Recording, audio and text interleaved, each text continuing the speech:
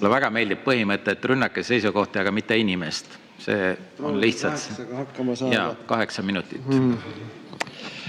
No jah, siin oli just üleskutse mitte minna isiklikuks ja nüüd ma pean ikkagi minema, et sellepärast ei olegi vasakäärmuslastest mitte millekski mitte kunagi kasu. Hommikul käis Zuzu siin puldis ja hingestatult võitles pedofiilia epideemia vastu Eestis. Õhtul tuleb pulti ja selle sama fenomeni teist poolt kaitseb emotsionaalselt nõretavalt. Räägib meile, kuidas ei tohi eraellu sekkuda ja siis tahab meie eraellu, meie laste kasvatusse sekkuda. No see lihtsalt ei klapi, neil on kõik peas sassis. Aga tuleme nüüd selle LGBTQIQ asja juurde ja see ei ole üldse naljakas asi. Ma muidugi tahan teha märkuse minister Kallasele, et kes hakkas meile siin rääkima, kuidas on väga palju religioone, kes suhtuvad naistesse halvasti ja ahistavalt. Ja ma pean ütlema, et ei ole.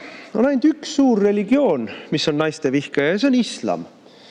Ja te panete ta kõik ühte patta ja samale pulgale kristlastega, mis on traditsiooniline lääne Eesti kultuuriruumi religioon, kus ei ole lubatud 9-aastastega abielluda, kus ei ole lubatud naise peks, kus ei ole lubatud aumõrvad, kus ei ole kohustuslik burka kandmine ja kõik see, mis islamis on. Kristluses seda ei ole. Millega te võitlete? Miks te meile toote islamit näiteks? Ja kui te tahate islamiga nii-öelda probleemi lahendada, siis probleem lahendatakse piiri peal. Selle asja nimi on immigratsioonipoliitika. Aga selline lame ja nõme demagoogia näitab, et teil tegelikult ei ole argumente. Nüüd, õpetus on meil siin selline, eks ole, et soovituslikud juhised. Meil on ministeerium, kes on võtnud, ütleme siis, meil on kõigepealt on valitsus, kes on võtnud vastu mingisuguse tegevuskava seksuaalhälvete propageerimiseks, edendamiseks, normaliseerimiseks ja pealesurumiseks. Sellele järgneb siis haridusministeeriumi soovituslikud pedagoogilised juhised, millega kaaperdatakse õppekavad. Minister ütleb meile 22. aastat alates ei ole õppekavasid muutnud. Tema õppekavasid muutnud ei ole. Aga ta tuleb ja teeb mingid soovituslikud juhised, mis kaaperdab ära ajalootunni, ühiskonnaõpetuse tunni, inimeseõpetuse tunni, sotsiaalteadused, muudab õpetajate tegevusvabaduse klassi ees ainet anda, koolide tegevusvabaduse klassi ees ainet anda tegelikult mitte eksisteerivaks ja kehtestab koolidesse äärmusradikaalse seksuaalideoloogia. Ilma, et seadust oleks muutnud. Ilma, et tema seadust oleks muutnud.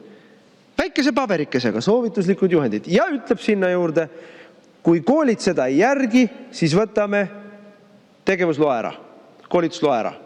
Kui lapsevanemad oma lapsed koolist ära võtavad, siis selle kohta on seadus olemas. Me kõik teame, ta ei öelnud välja seda seadust. Kõigepealt saate trahvi, kui trahve ei maksa, siis võetakse teilt lapsed käest ära. See toimub ju juba lääneriikides, kus see programm on edenenud meist 10 aastat kauem. Norras, Inglismaal, Saksamaal võetaksegi lastevanematelt lapsed käest ära, kes ei luba oma lastele õpetada seksuaalhälvete nimistut kui midagi normaalset. Nüüd mõtleme, kuhu me siis välja oleme jõudnud. Põhiseaduses on kirjas mitu väga ilusat asja. Esiteks, lapsed on lapsevanemate omad. Laste kasvatamine, laste väärtusruum, see on kõik lastevanemate vastutus. Mitte lihtsalt vastutus, vaid absoluutne prerogatiiv. Lapsed ei ole riigi omad. See on totalitaristliku riigi mõtteviis, et lapsed on riigi omad.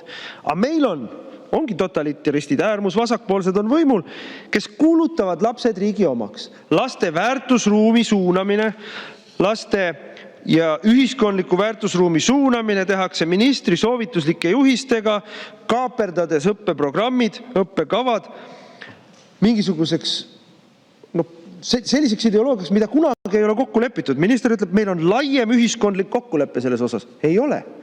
Meil ei ole mingit ühiskondlikud kokkulepet selles osas, nagu Zuzu meile siin ennem ütles, et saage üle, homoabielud tegime ära. Ei saa üle. Homoabielud keerame tagasi, igal juhul keerame tagasi.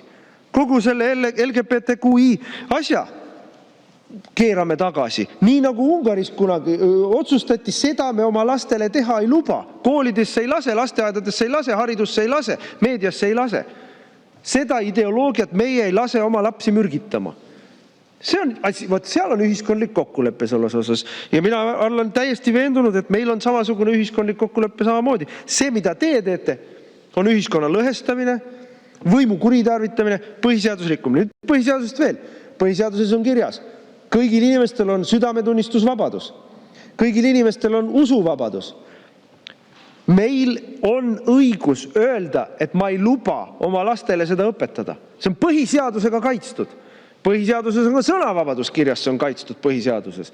Meil on õigus öelda õpetajatele, kasvatajatele, haridusministrile, me ei ole nõus sellega, me ei luba seda õpetada ja nii on. Ja te ei tohi meid selle eest kuidagi sanktsioneerida, kuidagi karistada.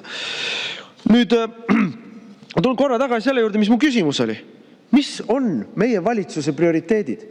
Kõigi aegade sügavamas iibekriisis on Eesti. Eelmises arupärimises rääkis meile kaitseminister Hanno Pevkur, kuidas tuleb hakata tüdrukuid võtma ajateenistusse, sest poisse lihtsalt ei jätku. Kõigi aegade kõige suurem iibekriis on, rahvas lihtsalt sureb välja. Ja millega tegeleb meil valitsus? Mitte sellega, et suunata väärtusruumi, kus paljulapselised pered oleks ideaal, kus püsivad kooselud, ühe naise, ühe mehe vaheline püsiv kooselu, kus need oma ühiseid lapsi kasvataks, oleks ideaal, mida toetab nii maailmavaateline kui siis ütleme hoiakuline väärtusruum ümberringi kui ka riiklikud kõikvõimalikud meetmed. Seda meil ei tehta. Vastupidi, meil on valitsus, kes võtab ära lastetoetusi, kehtestab automakse, võtab ära kodustelt vanematelt tervisekindlustuse, nii edasi, nii edasi. See ei ole meie riigi prioriteet. Vaadake ise, kuidas hakkama saate. Meie riigi prioriteet on edendada nende üksikute väheste inimeste isikliku mure lahendamist kogu ühiskonna pekki keeramisega, kes on teie lemmikuks välja võetud. Ja lemmikuks olete täna välja võtnud sellepärast, et klassikaline marksism, kes keda. Meil on rõhuja klass, meil on rõhutav klass. Rõhuja klass on siis see heteroseksuaalne normaalne inimene, rõhutav klass on siis mingisugused perverdid ja vot siis on klassivõitlus. Ja valitsus kasutab seda klassivõitlust, klassikalist klassivõitlust selle jaoks, et rammida laiali kõik ühiskondlikud väärtused, kõik ühiskondlikud struktuurid, mis takistavad neil võimu teostamast ja omamast. Meilt kõigilt raha ära võtta, meilt lapsed ära võtta, meilt kõigilt ära võtta südametunnistusvabadus, sõnavabadus. See on see, mida te teete. Me oleme tagasi nõukogude ajas, kus ajalugu ja ühiskonnaõpetus oli klassivõitluse nii-öelda põhiline ideoloogiline rammraud. Vot seal me oleme Kristina Kallas teie juhtimisel. Õudne. Aga ikkagi aitäh teile.